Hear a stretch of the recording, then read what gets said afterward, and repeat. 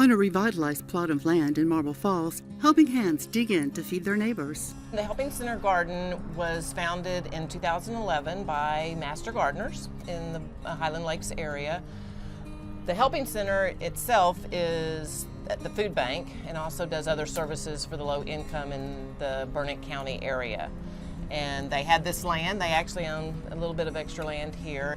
The master gardeners came in and started the garden, and it was literally just a little bit of beds up there at the top. And as the years have gone by, we've taken in more and more of the land. But we produce organic produce for the Helping Center clients. And so we donate over 3,000 pounds of produce a year.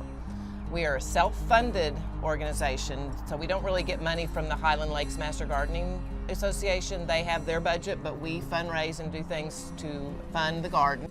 To turn rocky substrate into grounds for growing, the master gardeners did a lot of heavy lifting. First, the boulders, we had to get all the rocks out, and then it was solid gray clay, and you couldn't do much with that. So we just kept building the soil over the years to get what we have now.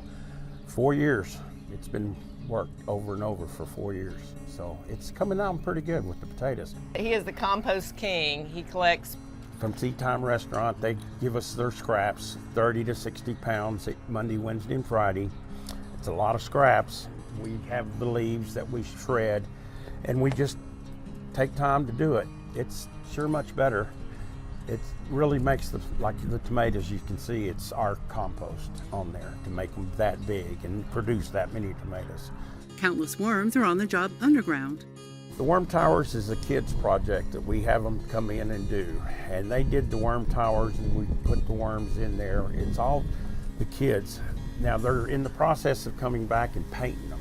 You see the drawings on the PVC pipe. They'll come in and draw and paint that and make it look pretty for us. We put the worms in the towers, and then we come around about once a week and put scraps in there, newspaper, and other food, other compost, so that the worms come into that tower.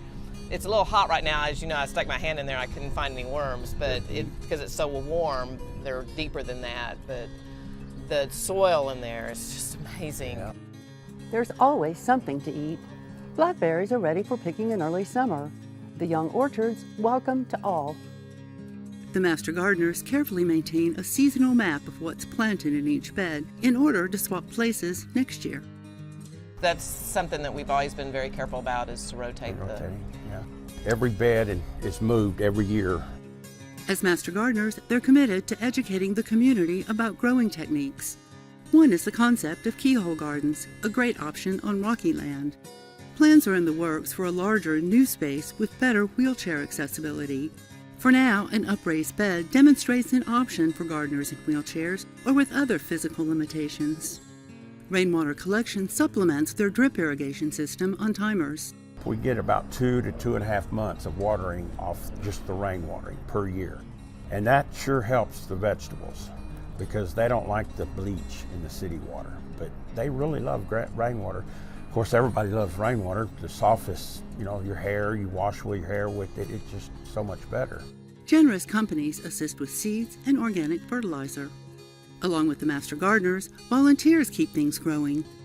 Companies like Texas Instruments match their employees' volunteer hours. Roy Sanchez, retired from TI, is one of them. And they have a program that they match what he does. And so he actually volunteers, his hours count toward that. So he volunteers here and we get $1,000, that's the max they give.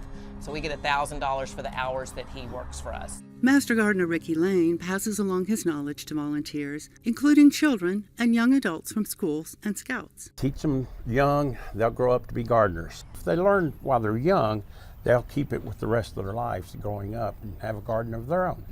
Kids, I think, is the main thing I do it, is why I do it.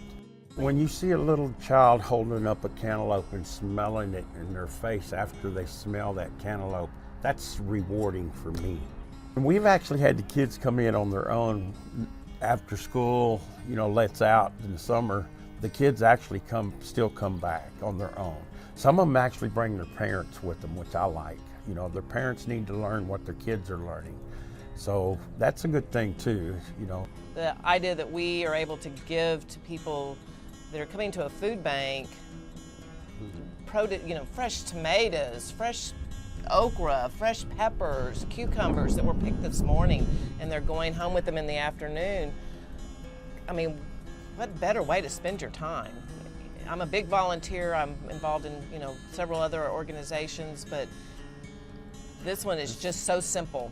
It is so simple to be providing fresh produce to people that can't afford it. These people that get these vegetables, it's all about them. It's not what I do, it's what they get.